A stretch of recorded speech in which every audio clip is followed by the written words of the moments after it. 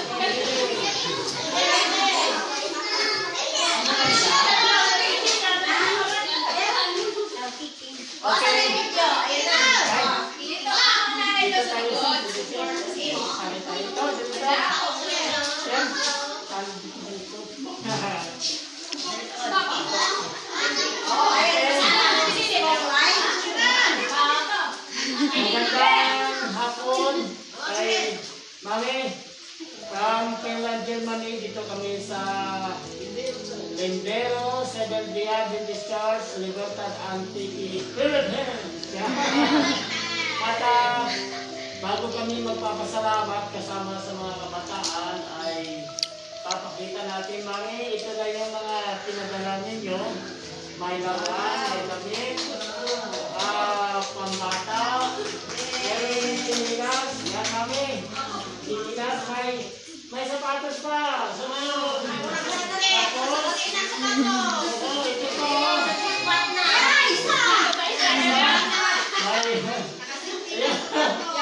May lapis pa.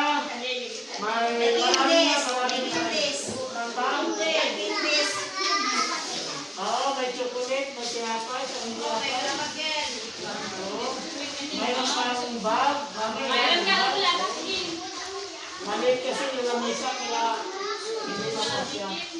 So, okay. Bago tayo pasalamat tayo kay Mami. Bataris na Go!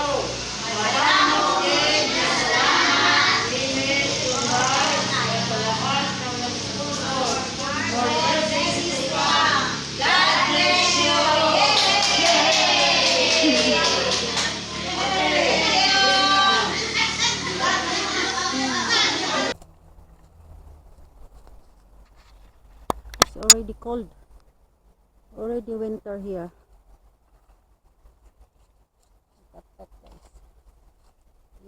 This is apple trees that you see before in my video.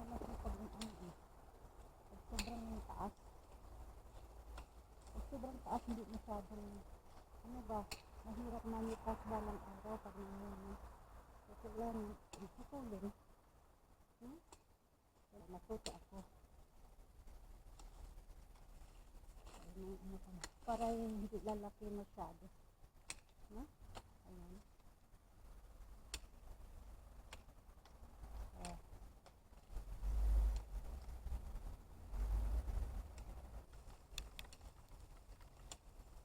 Tapos na.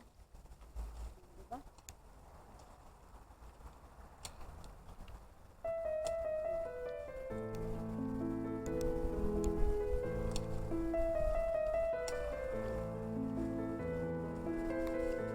Mamamatay rin niya pag di tutulin yung fern. Mga rose pinutulan ko na yan. So, umuulan na guys oh. It's raining now. Tapos ang daming basura natin oh. Yan. Look at that. So, yan. Basura yan. Tanggalin ni Mr. bukas. Yan. It needs to clean to remove the basura na. Umuulan na guys kaya hindi pa tayo makakontinue dito. So thanks for watching guys, and see you in the next vlog. Thank you so much. Wish you all have a nice day and God bless. Bye.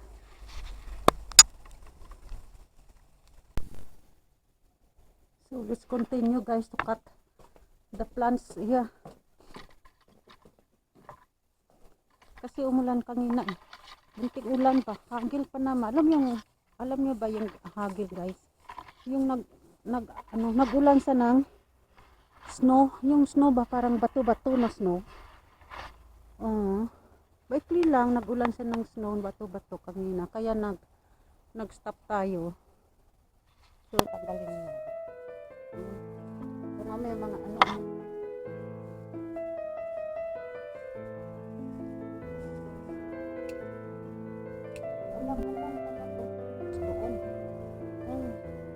Binabad ko sa tubig. Alam mo, di na kailangan magbili ng rose. Pag may rose ka ng tanim, putulin mo yan minsan. Pag hindi na namulaklak, putulan mo. Tapos yung sanga niya, yung branch, ipatubo mo sa tubig, sa glass na transparent. In 3 months, magka-roots well yan, magka-roots. Tapos pag malaki na siyang, ang roots siya marami na, itanim mo muna sa paso. Tanim mo muna sa paso. Pag lumaki na, ilipat mo, pero kasama yung lupa sa paso. No? Ayan lang. Kaya ginagawa ko pag, ayan o, nabulok na o. Huli na ako nagputol o. Bulok na yung niya, puno. Kaya ayan, mamatay yun. Pero mabubuhay sila ito. Next year, naman ito. Ang tawag nila yun. Open flower. Ayan. Ang sarap mag-ano eh. Putol-putol dito. Hindi na bigat trabaho itong putol-putol. Kaya lang, baka sa pag may halaman pa dito na sensitive, sisirain na ng yung bato-bato na ice. Umulan. Sisirain nila yan kasi babagsak sila yan. Ganon. Malakas. Namamatay yung halaman din. Ayun. Ayun na guys. Kalbo na, diba? Matubo yan sila next year. Hindi yan sila patay. Kalbuhin talaga. Patubo yan sila. Diba? Tubo yan sila. Ito. Dati dito lang yan. Lumalaki oh. Lumalapad sila. At saka nakakatulong rin. Kubiran dito yung sa kabila. Pag tumaas kasing dahon, hanggang dito yan eh. So, parang pader. Ayan na. Malinis na mga langga oh. Ayan. Malinis na sila.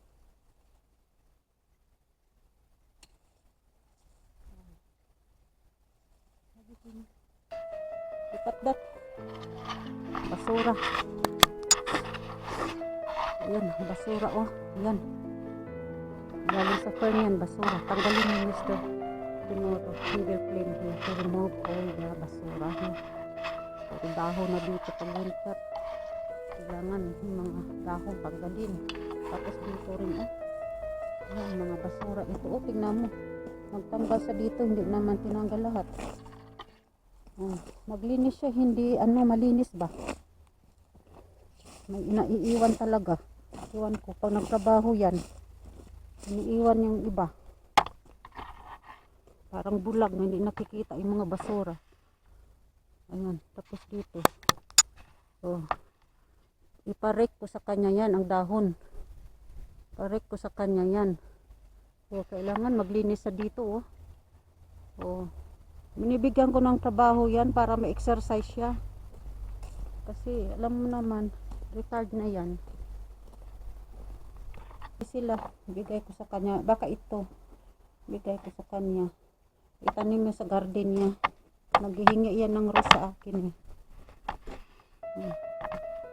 Puputol-putulin natin yung mga langga oh. Ayan, puputulin natin ito.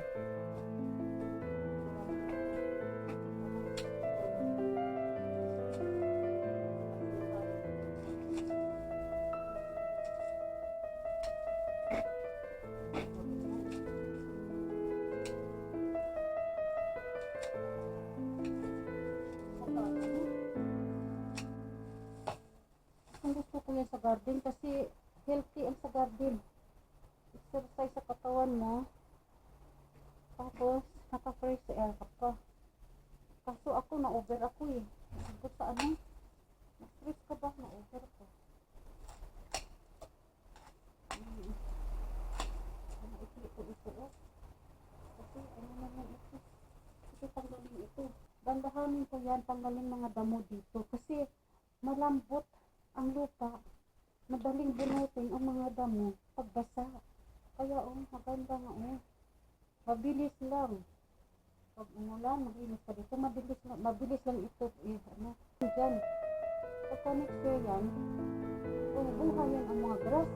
Kasabay sa mga halaman mo. Kailangan, linisin para hindi bumagulot tapos doon. Paikot ba? Para sa gilid, malinis lahat. At next year, spring, malinis na sa tignan. Hindi na masyadong maraming trabaho. Diba? Dahan-dahan lang ba? Huwag gulpihin kasi magulpi rin ang katawan mo sa stress. Ganun dito pa, dahan-dahan lang. Kung ikaw lang mag-isa magtrabaho. Kung dalawa kayo, mabilis, diba? Mabilis yun. Kaya akong taga-damungan nito, lumanon mo siya. Siya lang tagatanggal mga basura. Yun na lang ginagawa ko kanya. Kasi wala siyang tiyaga sa mga garden ito magputol-putol. Wala siyang tiyaga. Ang pagputol niya hindi pa maganda. Merong mahaba, merong maikli. Parang hindi ba? Uniform ang magputol niya ba? Tapos yun, pinaputo ko sa ng bulaklak. Doon. Kasi sabi ko, pinaputulan yan pag magputol. Agoy, sabi ko, kumplituhin mo pagputol. Ay, meron na natira pa. May natira pa talaga. Hindi lang mga kamad. Sabi ko, marami ka naramdaman kasi nakaupo ka lang lagi sa computer. Sobrang upo siya, kulang sa kilos. Kung masipag yan siya, papayat yun ang katawan niya kasi mataba siya eh. Malaki katawan niya. Mataba siya dahil walang kilos na. Kulang siya sa kilos. Papayat din siya, tapos wala yung mga panakit katawan niya kasi, di ba, pag wala kang ginagawa, iga ka lang at tulog. Marami kang naramdaman kasi yung mga nerves mo, hindi, parang patay nga, hindi nabubuhay. So, wala kang exercise. So, yan, mag-clean yan ang mga ugat-ugat mo dyan. Ang daloy ng dugo, hindi dumadaloy ng gusto.